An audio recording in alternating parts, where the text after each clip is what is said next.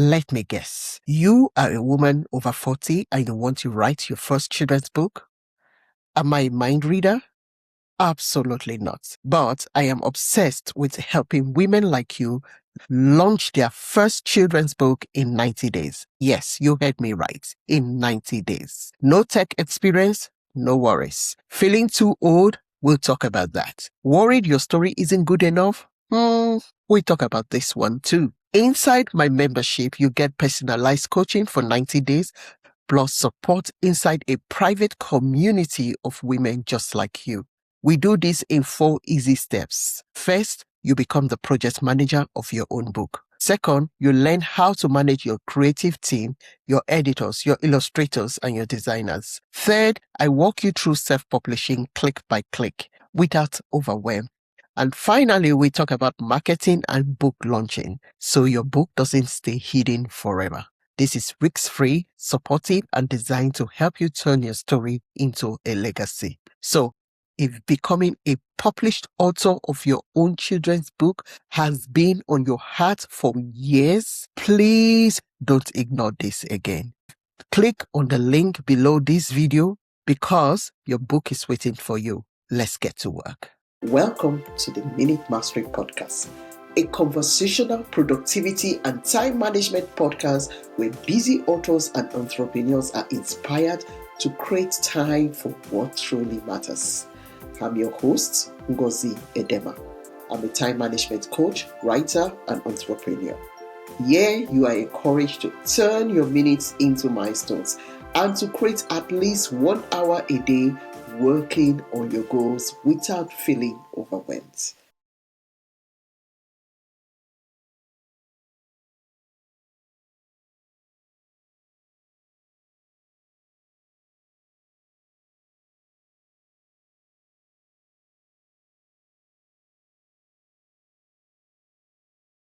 Many of my listeners push through stress because they are balancing work, caregiving, and business. What is the long-term cost of consistently overriding the body's signals? If you ignore the signals and you don't protect yourself better and take better care of yourself, there are going to be some manifestations of stress. And chronic stress leads to medical conditions. Chronic stress leads to psychological conditions as well. The anxiety of juggling and pushing eventually is going to cause some problems. And then you're going to have both together. And then it's like 2 or 3 things. And then it's, medical conditions. It's 2 or 3 psychological conditions. And then it's really, really much worse. So I think the mistake that people think is time is something that they use that allows them to achieve their objectives. However, not using any of that time to take care of themselves and protect themselves and recover. You need to recover. The thing that does not get recognized a lot in stress, everyone understands something stresses you. They get that. What they don't understand is after every stressor, there's a recovery. There's a period of time in which a person recovers where they go, oh, but if you don't recover and you go to the next meeting and you're in another meeting for another 4 hours, then you're going to burn out. And if you do this regularly, the consequences, like I said, are going to be, I didn't mention earlier, but even cancer, you're going to increase the chances of having cancer. You're going to increase the chances of having substance abuse. You're going to increase the chances of having depression. That's the cost of pushing without recovery. You have to recover.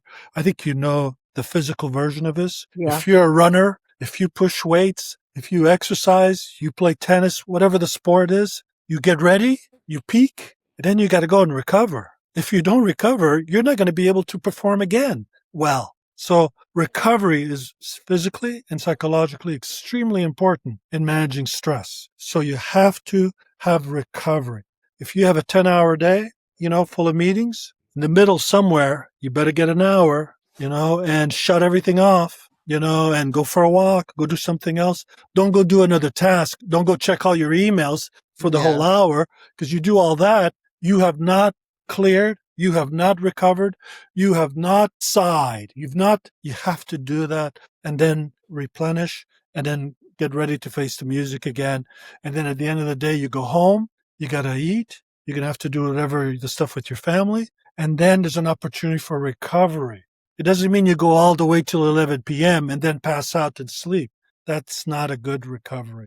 Thank you. Yeah, yeah. That sounds familiar. That's why I laughed. So, for those who feel guilty resting or slowing down, can somatic awareness shift the way they define productive? Right. So they need to see the recovery as essential, as good coping, as a good strategy to protect them, to ensure their longevity, the long-term performance. So what good does it do to be the most productive, the most active, the most best performing person for 10 years? Then you're disabled at the end of that because you don't recover. You don't make it. You're not going to work till 65.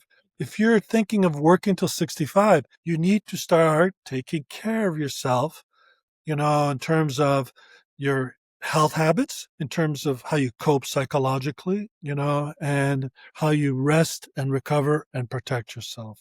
Rest assured, taking time to recover is the best thing you can do. It's a bit like, is it 2 in the afternoon on the weekend a bad thing? It's not a bad thing. No, it's a restorative. You come out of it and you go, There are countries that run their lives around their siestas, around their rest periods in the afternoon. Yeah. What do they know that we don't know? They know that push is not good. So sleep becomes an important strategy as well in terms of coping. I don't know if people know this, but at the foundation of any recovery program, physically and emotionally, is sleep. You don't have sleep, you're not going to recover. It's going to be difficult. It's going to be difficult to recover. So sleep is not something you should shortchange. If I work 4 hours, I can get more things done, and I'll get up at 4 in the morning, and start, and then go to the meetings at 8, 9 o'clock and put in a full day's work before they even get in the office. That will work for a while because you run on adrenaline.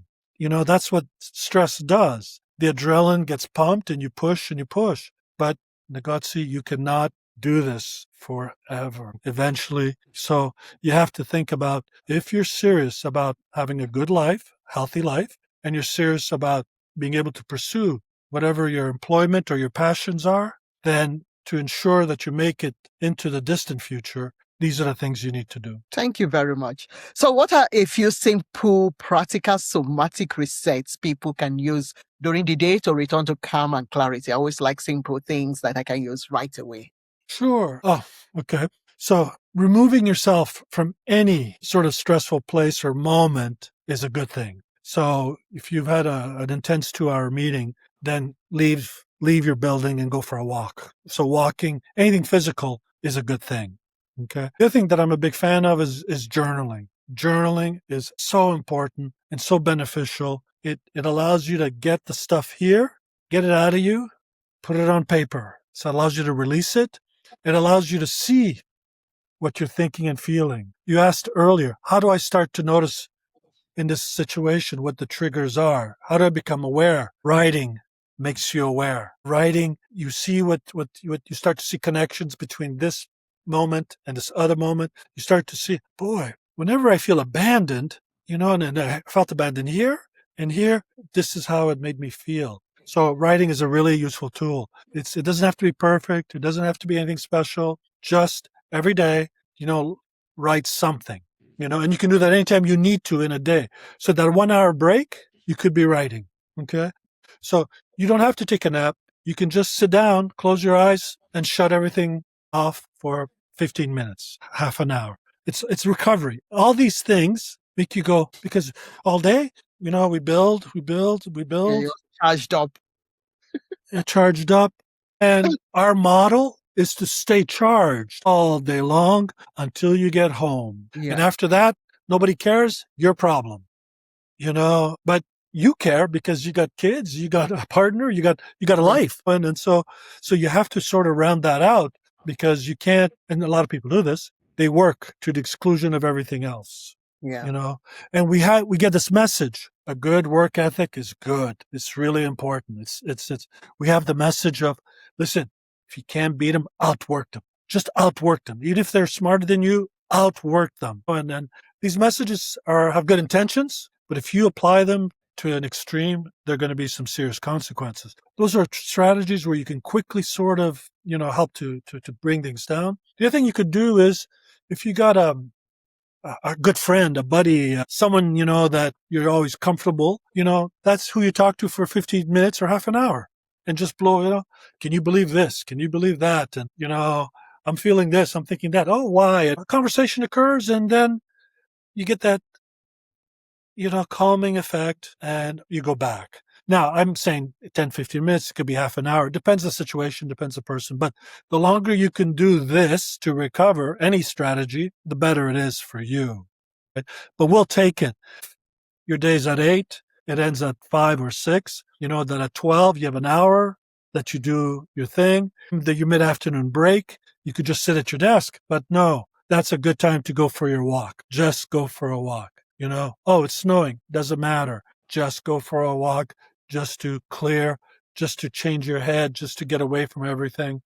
So you have to, what people do is they wait till the end of the day to take care of themselves. Gutsy, what are the odds that you're going to do half an hour on the treadmill in your basement at 9 p.m.? How many? Yeah, the odds are like, but we all think this way. We all think this way that we'll do it at the end of the day and we have nothing left. We have nothing left. It's not we don't want to do it. We have good intentions. It's just that we have nothing left. We've not recharged all day. And once it's used up, it's kind of like there's not a whole lot left to get it going. And what's unfortunate about that is we do the same thing the next night and the night after, and we think, what's wrong with me? What am I lazy? And I need to do something. And, and they think there's something wrong about them. No, not really. It's just simply the strategy, the approach is not the healthiest. And that person, most of us, are fighting programming, instructions in how to behave, how to work, how to live that the world tells us. They're not necessarily the best, but they mean well, but they're not the best. They're not. So while you're still here talking about days, life has to go on. The demands of parenting, writing, leadership, entrepreneurship, the demands of working has to go on. So the stress patterns remain. But how can one walk their way through these stress patterns while meeting the demands of everyday life? That's a good question. You're asking a question that suggests outcomes. Yes, like such as outcomes. Like outcomes. And people find a way to reach the outcome. What people really need to do is identify a process. Okay. What their process is going to be and how they're going to cope with life. And this process is what they'll use to guide them through thick or thin, not just when things are working. You have to have something to rely on. So for me, as an example, my process is I make sure that I have some exercise routine of some kind. I make sure that I pay attention to how I eat, right? So while being Italian, no surprise, the Mediterranean diet, is one of the more healthier, one of the more healthy diets. Eat well. If you're a business person and you're eating out 3 times a week, good luck to you. Good luck to find one place that actually has healthy food. Even when it tries to pass itself off as healthy, that salad still has, 1,000 milligrams of salt. Yeah. It still has all those calories, from dressing, from, so you have to really become your own advocate. Yeah, your own chef. So you have to be healthy. The other things that I try to have, again, support. What's the support going to be? Are we going out as a couple once a week? Are we going out, as a family once a week? We need to do something social. Are we having people over? And we have family, and just sort of bond and hang out. And this is part of the process, part of the plan. Part of the process for me as well is it's very important to do something creative. I don't care what it is. Paint, music, dance, art, read, this is a book that recently I came out with. So the process of doing a book, Okay. it engages me, keeps me, that's not work. This is, it's around work, so these things are part of my process. They help me feel grounded because Negozzi, once you meet your goal, let's say your goal is, I want to make 100,000 clean on the project. So you achieve your goal. Then what? Empty. It's empty after you finish. Right. But you still have another 30 years or 20 Yeah, years you or need to 10 start years. having more things to So you have more goals. Okay. So it doesn't end. So endeavor. No. this is why the process is really important. And the process has to be yours. If you're not into meditating, that's not part of your process. Someone else, that's cool. That's what they want to do. Okay. So people need to understand, find your medium and make that your process. And the other thing too, as well, in terms of whatever your process is, you have to be guided by your values. Have good values. Be nice to people. Good values. Be generous. Be respectful. Good values. These values help us.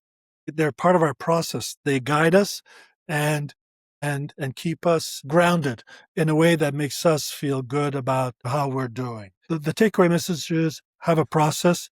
Don't worry about the specifics that I said. Identify what works best for you, but have a process and recognize that what works for the next 2 years might have to change. And then you might Yeah. have to add something else because now it's not the little kids. Now you're driving them everywhere to football practice, to soccer practice, to music class, to all these performances, all the way till college. And then you can let them go. And, so you have to change. You have to adapt. That's really I think a secret in terms of our life is people think of specifics, but it's really a general approach. Flexibility and adaptability in your process is that general strategy to life Thank and you. coping with stress.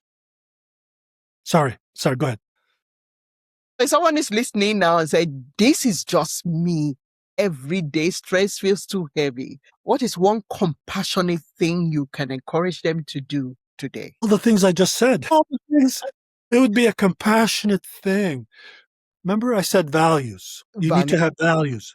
So part of the values package is I got to take care of me. And I'm going to go one more. Okay. This will sound to some people odd or selfish. We need to take care of me first. Yeah. First, and then take care of everybody.